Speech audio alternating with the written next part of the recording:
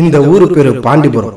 கிராமத்துக்கு உண்டான எல்லா தகுதியும் இங்கேயும் இருக்கு. தமிழ்நாட்டில் இருக்கிற 234 தொகுதியிலையும் இந்த கிராமத்தை தேடினாலும் கிடைக்காது. இது கதையில வர கிராமங்க. இந்த ஊர்லயும் வீட்டுக்கு அடங்காத 4 பசங்க இருக்கிறாங்க. ஆனா நல்ல பசங்க. ஆனா கதையில ஒண்ணு கடைசியா பண்றானுங்க பாருங்க, அதுதான் நமக்கெல்லாம் ஹைலைட்.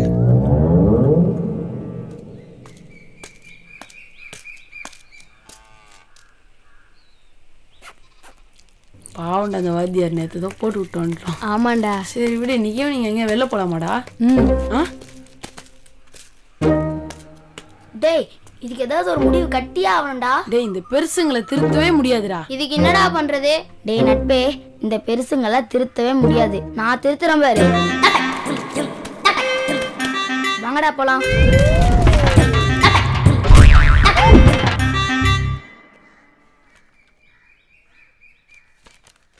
டேய், நாம் இன்னைக்கு தமிழக வரலாறு பற்றியும் தமிழக ஆட்சி முறை பற்றியும் தெளிவாக கற்றுக்க போகிறோம். வகுப்பறையில் தான் கவனிக்கிறது இல்லை, டியூஷன்லையாவது கவனிக்கிறீங்களா? சரிங்க சார். நம்ம தமிழ்நாடு முன்னொரு காலத்தில் திராவிட நாடு தென்னாடுன்னு சொல்லப்பட்டு வந்தது. டேய், என்னடா சொல்றாரு இந்த சாரு? தமிழ்நாட்டை பத்தி கிளாஸ் இருக்காமா, கட்சியை பத்தி கிளாஸ் எடுக்கிறாரு? என்ன சொல்றாரு? இந்தியாவின் திராவிட பண்பாட்டின் தாயகமாக தமிழ்நாடு இருந்து வருகிறது. சரி, திராவிடன்னா யாரு? அது வந்து அறிஞர் அண்ணா சார், டாக்டர் கலைஞர், எம்ஜிஆர், என்டிஆர் சார், நம்ம தந்தை பெரியார் சார். ஆரம்பிச்சிட்டாங்கப்பா.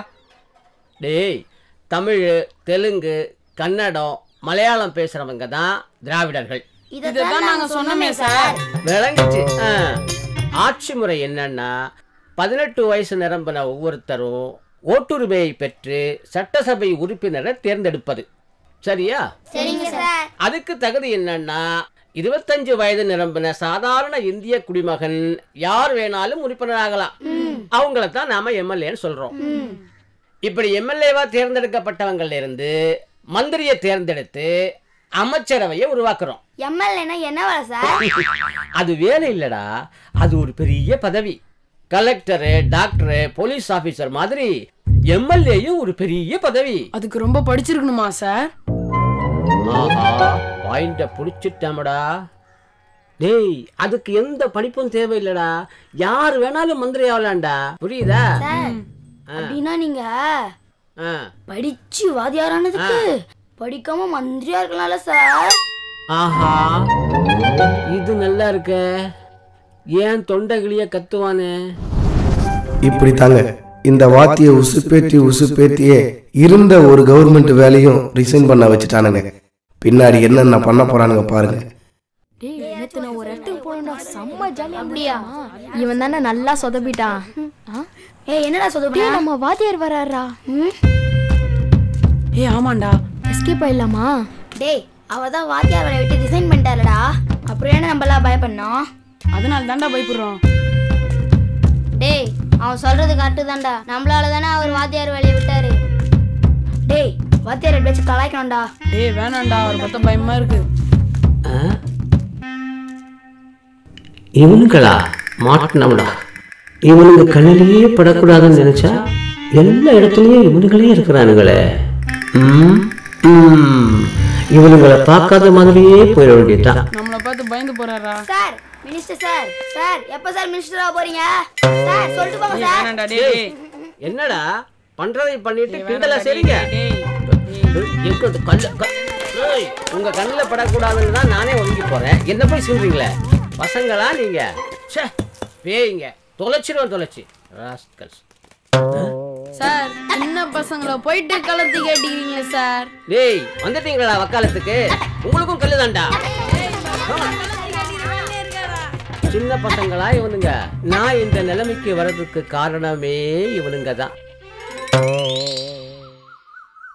அக்கா, அம்மா, அம்மா, அந்த ஆன்ட்டி வந்திருக்காங்க பாருமா. என்னடி தானோ உள்ள வா. இவ்ளோ கலங்காத்தால? என் பொண்ணு பெரிய மனுஷி ஆயிட்டா. அப்படியா? எந்த பொண்ணு? எனக்கு என்ன 12 பொண்ணா இருக்கு? அப்ப செல்வி தான் உட்காந்துட்டா. என்னடி சொல்ற? என்னத்த சொல்றது, 4வது படிக்கிற பொண்ணு வயசுக்கு வந்துட்டான்னு சொன்னா எனக்கே வெக்கமா தான் இருக்கு. 6 மாசத்துல வளர வேண்டிய போந்தா கோழிய 2 மாசத்துல ஊசி போட்டு கறி கோழியா வளர்த்துறாங்க. அத வாங்கிட்டீங்கன்னா 4வது என்ன 4 வயசுலயே வயசுக்கு வந்துருவாங்க. நான்லாம் 17 வயசுல தான் மாறாப்பே போட்டேன். நீயாவது பரவாயில்ல, நான் கல்யாணத்துக்கு அப்புறம் தான் மாறாப்ப போட்டேன். அதெல்லாம் அந்த காலம்க்கா. சரிக்கா, 5 மணிக்கு தண்ணி ஊத்துறேன், வந்துருங்க. சரி வந்துடுறேம்மா. போயிட்டு வரேன்க்கா. இதுல எவ்வளவு மேட்டர் இருக்கா, நம்மளும் டெஸ்ட் பண்ணி பாத்துருவோம். டேய் என்னடா ஆச்சு, மூச்சு வாங்குற அளவுக்கு ஓடி வர? ஏய் என்ன தெரியுமா, ஊசி இது கூடவா தெரியாதே? இது ஊசி தான்டா, ஆனா இதுக்குள்ள பெரிய மேட்ரு இருக்கு. அப்படி என்னடா பெரிய மேட்டர் இருக்கு? இத போட்டுக்கிட்டா சீக்கிரம் பெரிய ஆளா இல்லண்டா. எப்படிடா பெரிய ஆளா ஆக முடியும்? 6 மாசத்துல வளர கோழி குஞ்சுக்கு இந்த ஊசியை போட்டா 2 மாசத்துல வளர்ந்துருமா. அப்படின்னா நம்மளும் இந்த ஊசியை போட்டுக்கிட்டா நம்மளும் கோழியும் ஒன்னாடா. அது எப்படிடா பெரிய மனுஷன் மாதிரி ஆக முடியும்?